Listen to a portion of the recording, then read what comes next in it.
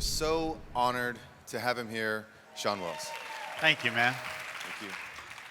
And I love you. I love you too, brother. Appreciate you. Thank you.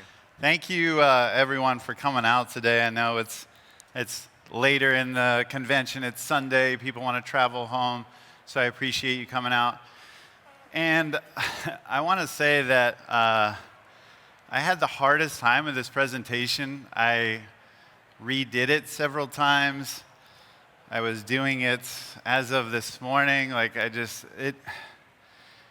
when it comes to science, it's very easy for me. But this one is very personal, and I kept trying to dig in and get more personal. So this is my journey. I hope you appreciate it. I did weave in some science. I did weave in some of my supplements and all that kind of stuff. So again, I appreciate you being here.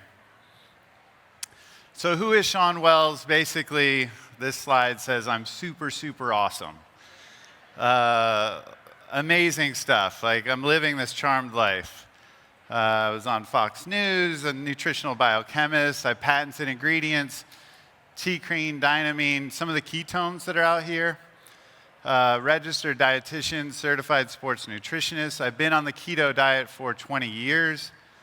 Fellow in the International Society of Sports Nutrition. I've been in a documentary on keto, The Skinny on Fat. I've been on TV, this radio show, One Life Radio. Spoke all over the world. 10 years, chief clinical dietitian in acute and long-term care. It's kind of crazy. When I look at this, or when I'm on like a radio show or whatever, and someone reads it to me, I'm just like, what? Like, who is this person? It's just surreal, this life I've lived.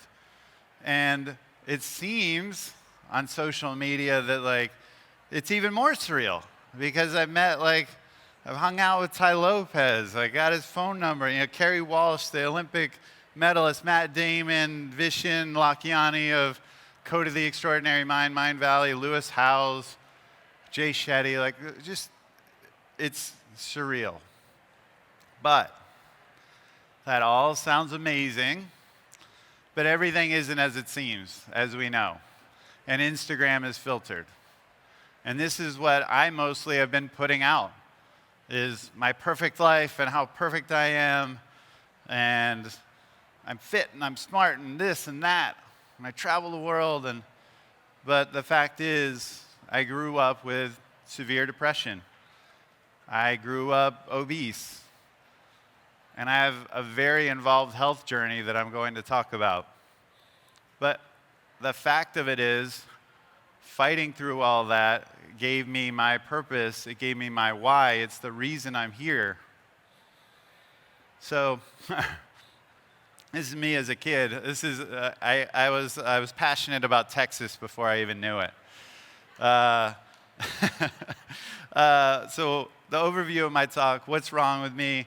What led me to discover keto, what other tools I've added, how it's helped, and how I'm helping others.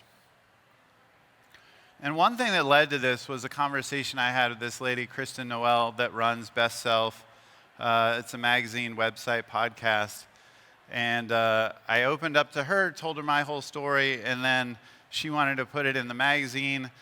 And kind of like how this talk was, like, I spent months working on this one article just because it was so gut-wrenching, but it helped me get past the shame and embarrassment that I've had for such a long time about my childhood, about me being sick and all the things that I'm not always fit and healthy and happy and all of these kinds of things. And so my medical history, a little formatting issue here, but my medical history: depression, obesity, anorexia, Epstein-Barr, chronic fatigue syndrome, fibromyalgia, Hashimoto's, insomnia, headaches, pituitary adenoma, and cancer risk. This is a lot of stuff. So basically, I'm broken. But we all have darkness. We all have ways that we're broken. And I've come to find that broken is beautiful. No one's perfect. And no one likes the perfect person anyway, and are they really even perfect? Like, if someone like came from tons of money and was really good looking and had no issues in their life, they would be a horrible person. I don't know if you guys know about like the obstacle is the way, like Ryan Holiday, Stoicism, Tim Ferriss talks about it a lot. But these things define us, they make us who we are. And broken is our superpower. It is our why. So, again, this was hard for me to make. And I don't even have a lot of pictures because I've deleted them. I've gotten rid of them, deleted them in my mind. I deleted a lot of childhood, like my own childhood memories from my mind, and pictures. And I was bullied. I was laughed at. I was called fat ass. So I had a gynoid fat distribution, pear-shaped.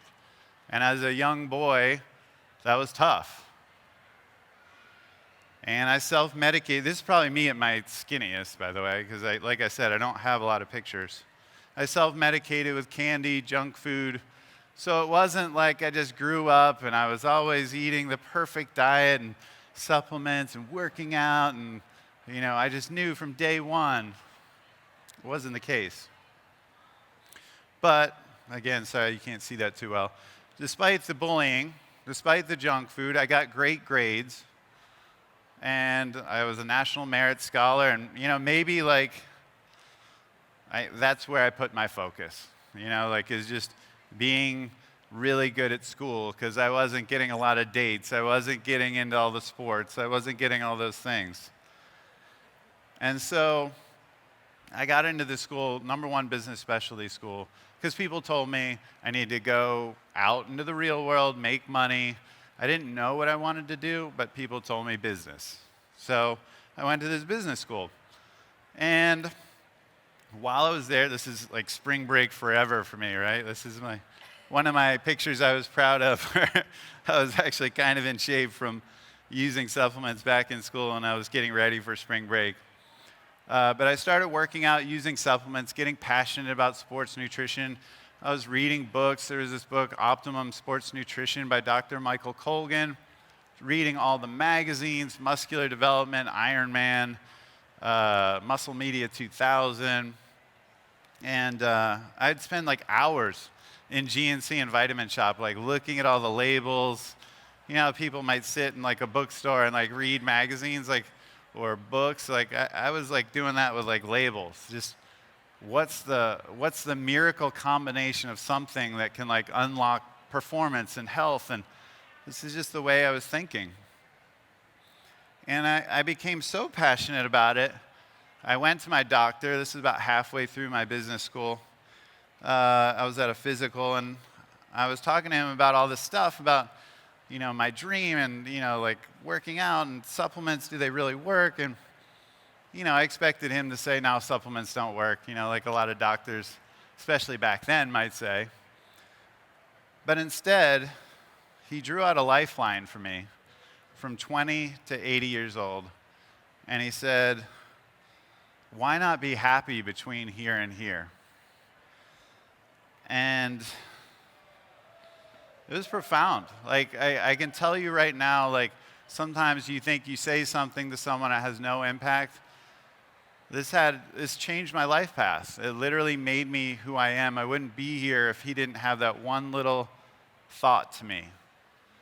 And I thought it gave me permission to do my dream, to chase my dream. It was so profound. And so now I wanted to become a nutritional biochemist and go to UNC Chapel Hill, become the world's greatest formulator. That's what I was thinking in my head.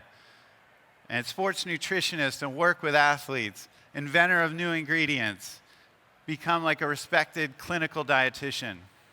And the crazy thing is, because this guy told me to go chase my dream, I've manifested all of it. I've done all of this. Thank you. It was with a lot of sacrifice. I can honestly say, I've worked probably 80 hours a week for more than 20 years. But when you do what you love, most days you don't feel like you work at all because it's passionate. And even when I work my 10 hours, because I'm passionate, it's more than someone else's grind at 80 hours. And going back to the power of words, I went to UNC Greensboro so I could try and get into Chapel Hill. And I told this guy about what the doctor told me and my dream about being a formulator and wanting to go to Chapel Hill. And he said, that's great, Shawn, but it would be 26 credit hours a semester, for you to get this done in 4 semesters. And it would be tons of labs, all the biochemistry, physiology, anatomy. He said, you're a business student, you'll fail, and you'll fail miserably. And he told me, and you're not even really in that good a shape. And so like I was telling you that words are powerful and transformative, and one man gave me my dream and didn't even know it in passing. And another man almost took all of that dream away and again didn't know it. And who knows how many dreams he's destroyed. I can't even remember his name. But that night, not only almost took my dream away, I almost killed myself because that dream was so important to me. And again, this is stuff that I haven't really talked about, so this is very hard for me. Like putting these slides together was like I was crying while I was doing this, so this is hopefully cathartic for me and you can appreciate it. But that night I almost had taken my life with pills and alcohol. I felt all alone in the world. I felt like my dream was ripped from me. And sometimes when you're chasing something that feels so right, so perfect, and the rug gets pulled out from under you, it's devastating, So luckily, I didn't listen to that guy. Luckily, I thought of him every day, and it made me more passionate. It strengthened my resolve. I literally thought about the words he said, and probably not the healthiest way, but I was like, I'm going to prove this guy wrong. I'm going to prove him wrong every day. And I got straight A's. I finished all that at UNCG. I got into Chapel Hill and started pursuing my dream. So screw that guy, and I'm here. But at UNC, my autoimmune fight began. And with mono, which Epstein-Barr, chronic fatigue, fibromyalgia, about a third of the people that get mono, it stays with them, it lasts, it morphs into all these autoimmune issues. But I was in bed for about 3 months, literally not being able to move. And I tell you, I don't know how many of you got mono, but I remember I was in a mall and I was walking, and I was like, I literally cannot walk another step. And I just started wobbling, and I had to lay down. I laid down on a bench in the mall for 3 hours to get the strength up to go back to my car so I could just get home. And then I ended up finding out I had mono and strep and all these other things. And I was literally in bed for 3 months when I was supposed to be in school. But I ended up reading about some things while I was in school, these books. The Ketogenic Diet for the Practitioner by Lyle McDonald. And then this crazy bodybuilding book, Dan Duquesne, who was in Muscle Media 2000 with Bill Phillips, EAS back then. And it was a bodybuilding diet, that was kind of the opposite of the whole broccoli, grilled chicken, tilapia, kind of low-fat stuff that everyone was doing. He was talking about getting ripped, doing very high fat. And so I was reading these 2 books, and I was thinking deeply about this very counterintuitive way of thinking, and I started experimenting with it. And again, this is a cool picture of me. I wish I had more of the fat pictures of me or the struggling pictures of me. But again, this is the hard part of when you really push down some of what's happened in your past.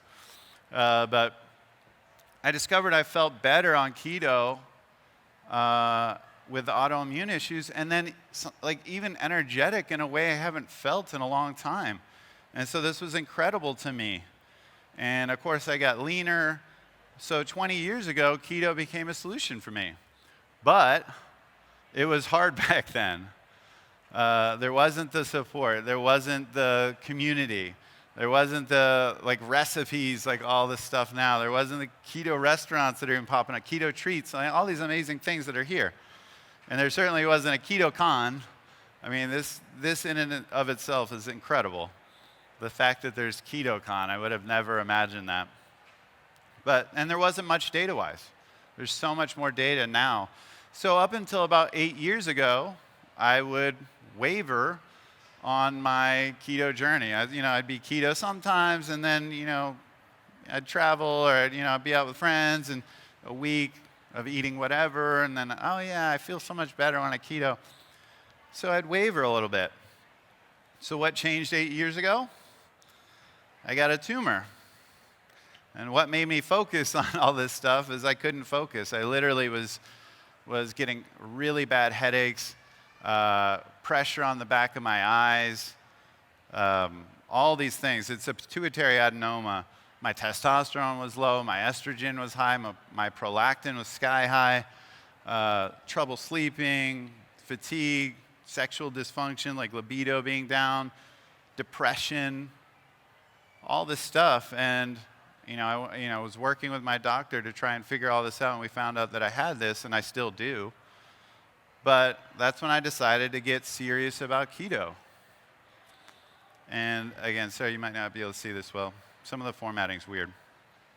But staying on focus with the new trends is keto, and this was 8 years ago for me, was keto, paleo, whole foods, looking into allergens, intermittent fasting, supplements for immunity, and biohacking. So I got more serious, but this was a lifestyle thing for me because I had all these conditions. This isn't about an 8 to 12 week diet. So I decided to do cyclical keto, where I have 2 meals a week where I eat whatever. And I do targeted keto. If I play sand volleyball in Dallas, and if I'm playing for 8 hours in a tournament, I have whatever I want because that's okay. I've earned my carbs and I get right back into ketosis. I've been doing this a long time. And I really don't track much anymore. It just matters how I feel because a lot of this is about me having energy for life. Anyone who's dealt with autoimmune stuff knows how hard it gets, just how much you can crash. And so if I have something unplanned, if I'm, I don't know, in New York City and someone says, this is the best pasta in the world and it's won all these awards, I have that. I have a little maybe. I fast. I get right back on track because this is a lifestyle for me. This isn't absolutist. There isn't some keto Nazi that's going to come after me and say, I saw you eat that. So this is about me and how I feel and how I'm going to proceed through my life for the next, whatever, what that guy said with the lifeline, until I'm 80 or 100 or maybe even beyond. So I wanted to get into some supplements so you guys, anyone that has autoimmune issues or just wants to be healthier with their immune system, or maybe gets the flu or just has a tough winter or whatever, or is traveling, these are some good supplements for autoimmunity that I use. Exogenous ketones and C8 MCTs to elevate my ketones. AHCC, this is a compound from mushrooms. Monolaurin, adaptogens like rhodiola and ashwagandha, the super cool adaptogen compounds that kind of normalize you.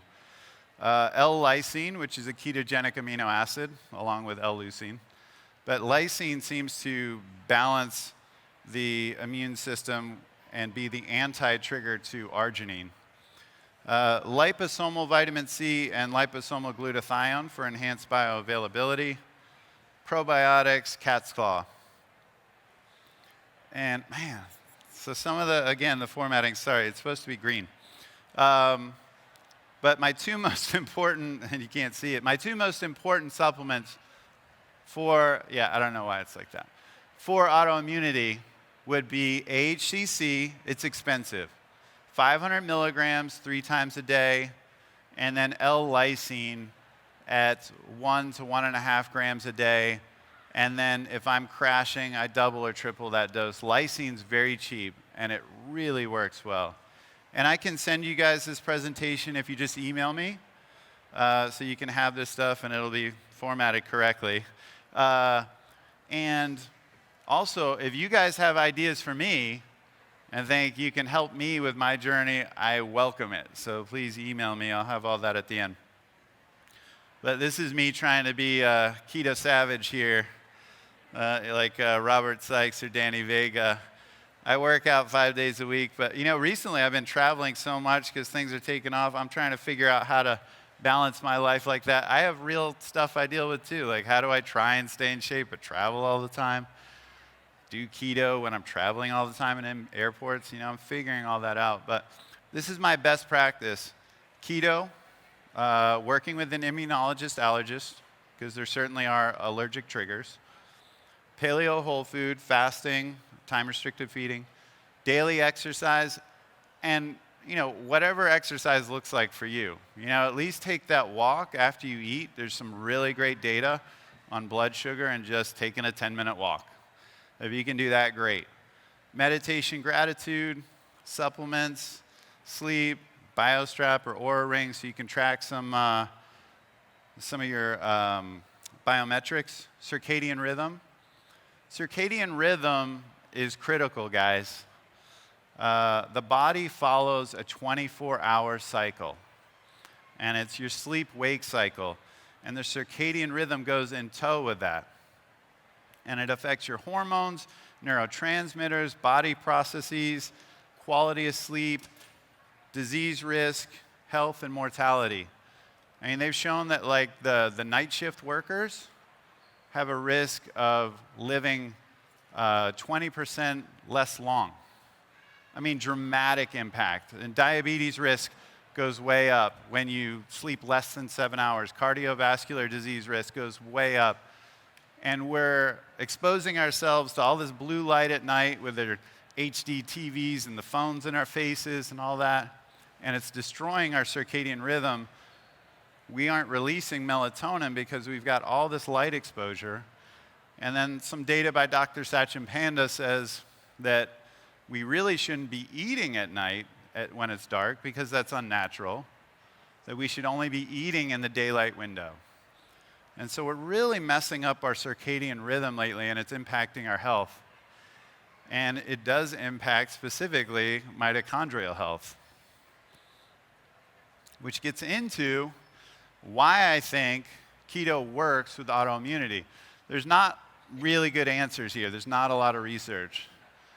But I think it's correlated to mitochondrial health dysfunction, and ultimately the answer is cellular energy. And you guys have heard about probably autophagy here, that's cellular detox, and fasting, exercise does it as well. But there's even mitophagy, where the mitochondria gets cleaned out. And that's kind of a newer term that people are starting to talk about. Again, I don't know why some of these slides are like this. It should be green. But if you remember high school biology, the mitochondria is like the powerhouse of the cell, right? It's like a little heart that's in the cell, kind of like your heartbeat. Like this is what's making ATP, adenosine triphosphate, the currency your body uses for energy. And there's a lot here, but mitochondrial dysfunction is correlated with, there's a new term that's coming out, insufficient cellular energy. Basically, you're not making enough energy in your body. Your body needs this much, you're producing this much. And there's another term in neurological diseases like Parkinson's, Alzheimer's, some of these other conditions, called brain energy gap. It's the same idea, where you need this much energy, but you're producing this much. And when you don't have that, when you're not meeting that threshold, it throws the body out of whack with all these things that are pro-aging. Glycation, which is blood sugar damage, chronically elevated insulin, again, like correlated with metabolic syndrome, chronic inflammation and the whole inflammatory cascade, chronic oxidation, You're affecting the ratio of NAD to NADH in the citric acid cycle. Faster biological aging than chronological aging. Mitochondrial dysfunction. I'm telling you guys, quote me here right now. You want to know what the next keto is? It's mito. This is what I'm telling you. Medicine will change, and it'll all revolve around mitochondrial health. This is what we'll be talking about in 5 years. Because all disease, all aging, autoimmunity, everything is correlated to mitochondrial health. Everything.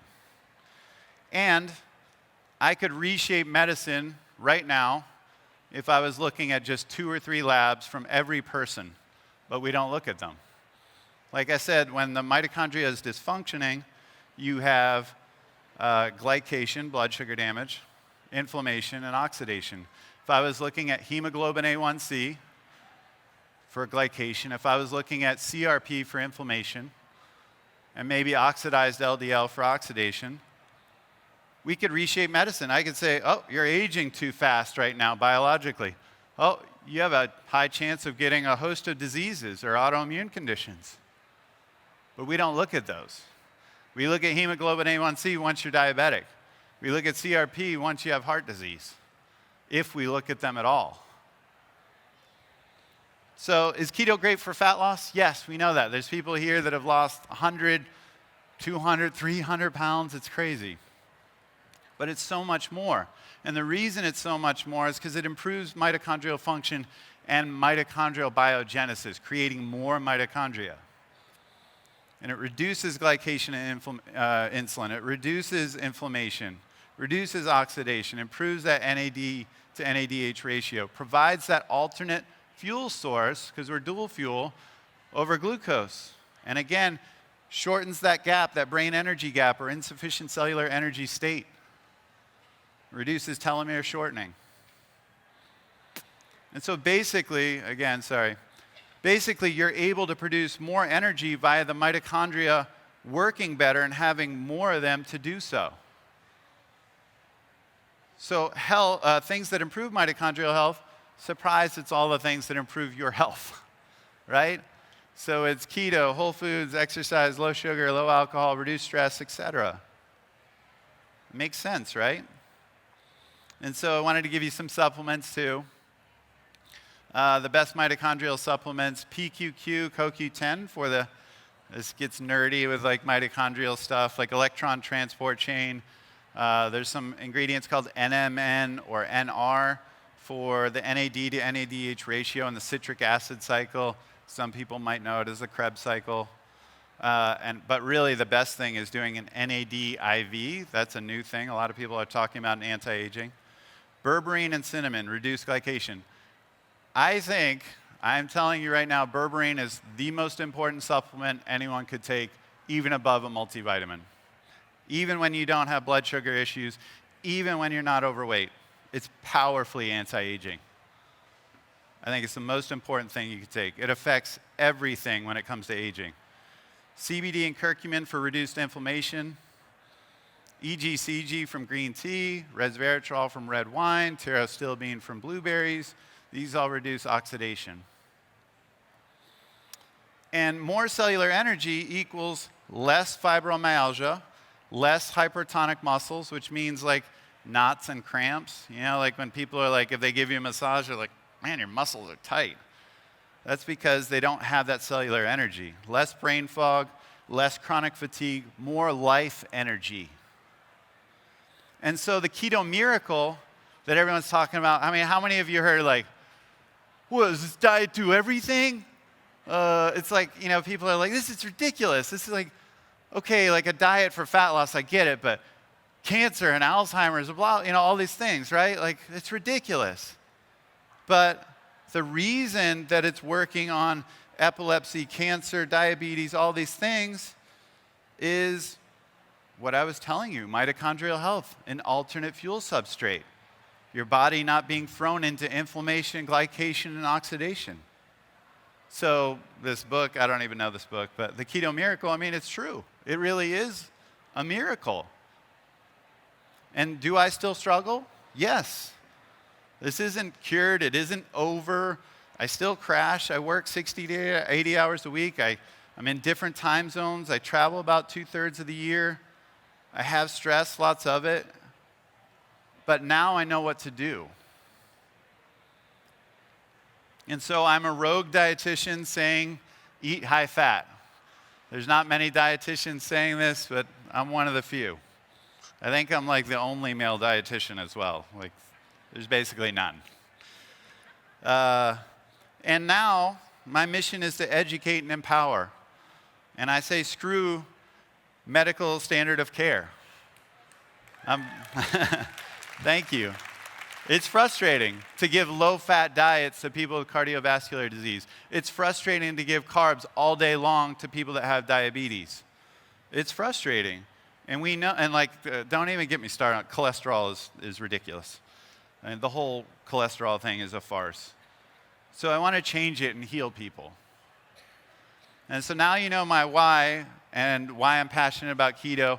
And really quick, I want to talk about a cancer patient I was dealing with, because I have a high risk for brain cancer. And this woman came to me, 49 years old.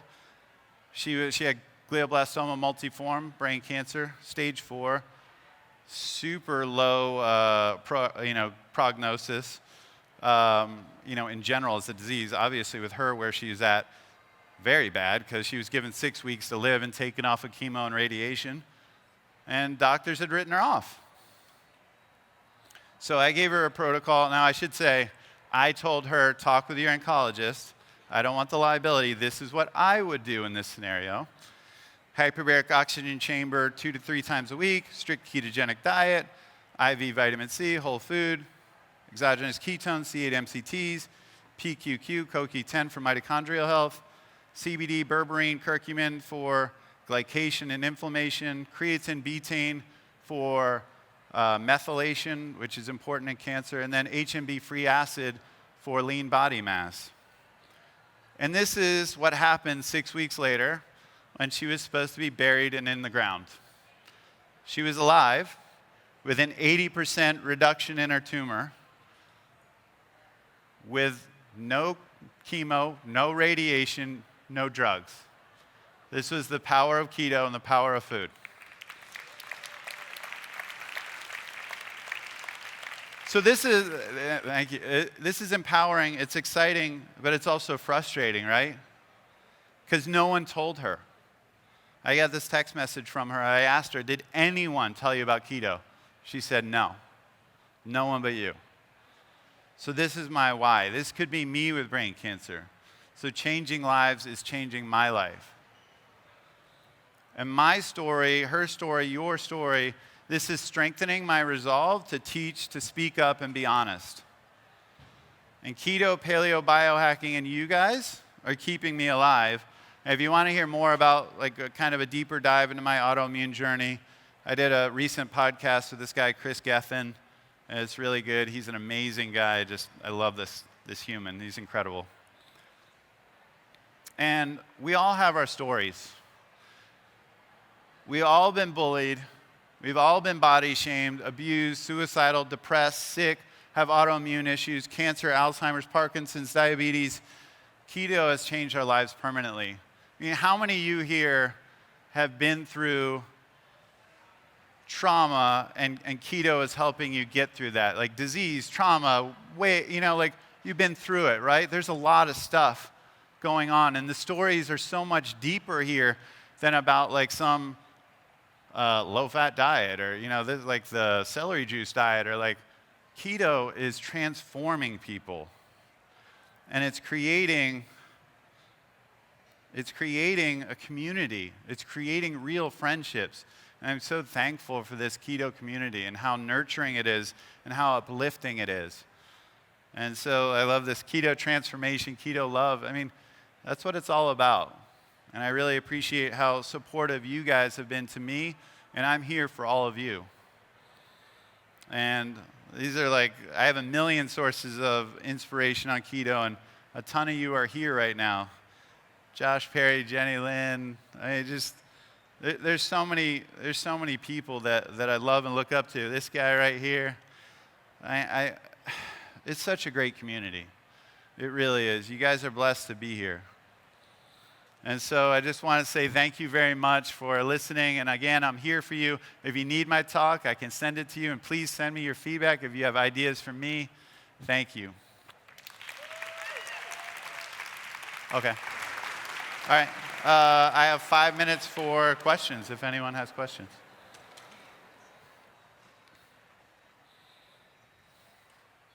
Or if not, that's okay too. Thanks, Jenny Lynn. I don't know. From supportive people like you. Oh, cool. All right. Hi. So I have a question. My grandma is 86 years old. I'm sorry, say that again? My grandma, 86 years old, Yeah? and she has Alzheimer. Uh-huh. What would you advise me to have her started? Because it's getting really worse. Look into Dr. Mary Newport's work.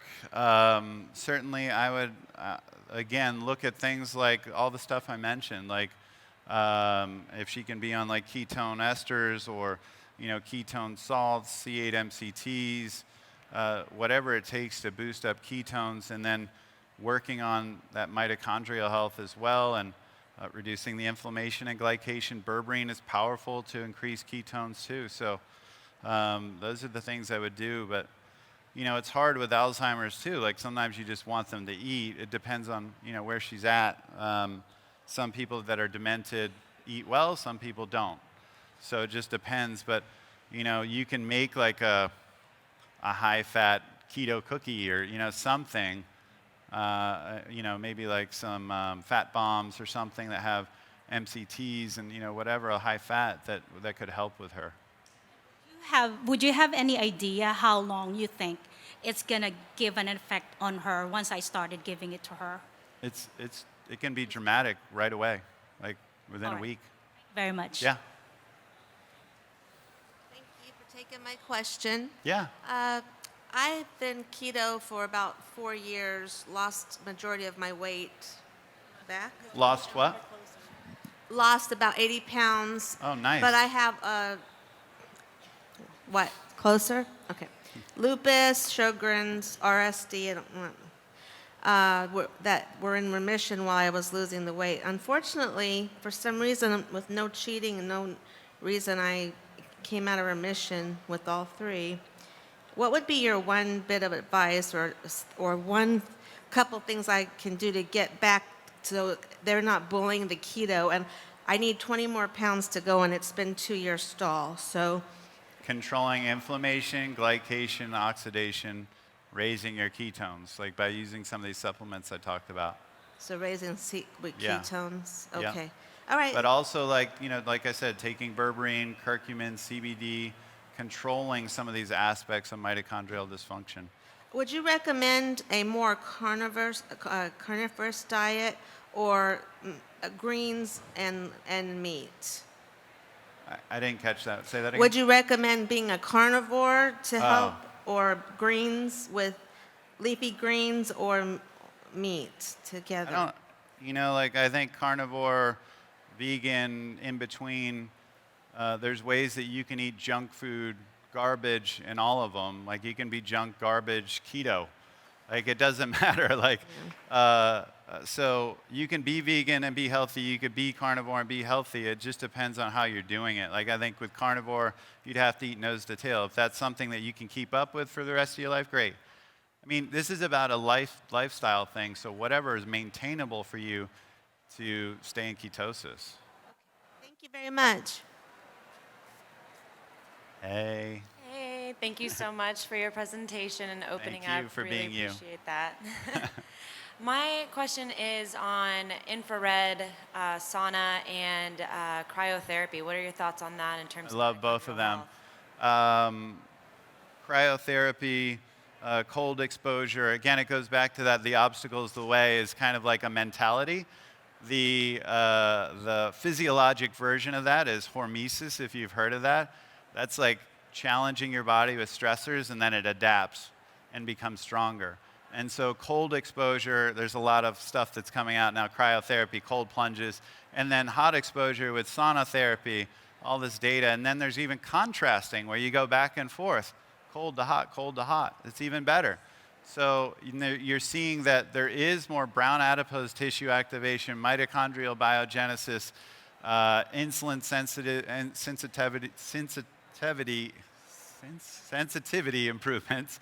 I mean, you're seeing every GH improve, testosterone improve, all that when you're exposed to cold and hot. So I definitely, and that actually affects circadian rhythm quite a bit too, temperatures. So I'm all on board. Dr. Rhonda Patrick has some great data on sauna therapy that you guys can look up. So how often would you recommend doing it if you had the funds to always do it? Well, there's a difference between like the hot sauna and then infrared and then combining both. That would be great. If you can buy like a Sunlighten, that would be awesome. You know, maybe it's like $8,000 to $10,000. But if not, like if you can at least just go to your gym and sit in a sauna, then that's cool. You know, 3 times a week or something like that would be amazing. Awesome, thank you. You're welcome. You're awesome. Hello. She took my question, Huh? but I can ask another one. First, you blew my mind. My dad had a benign brain tumor when he was 43, and my mom just whispered to me that he had mono when he was 23. So I'm starting to make some connections with his health issues going on now. Anyway, question is about arthritic psoriasis. I know that's an autoimmune disorder. What are your thoughts on that and the connection in the autoimmune community and things that people can do for that? Yeah, they're just talking about biologics and hammering your immune system and all that kind of stuff. And surprise, a lot of their solutions make you more sick, like Humira and all these things. And it just goes back to what I keep saying. Like I have the answer for practically everything. You know, like the Keto Miracle, the bigger miracle is Mito Miracle. It's really the answer, guys, like glycation, inflammation, oxidation, mitochondrial health. And that's the answer. And keto fits into that equation. So thank you. Okay, thank you. That's all we've got time for questions. Oh, okay. A big round of applause for Shawn Wells, please. Thanks, guys.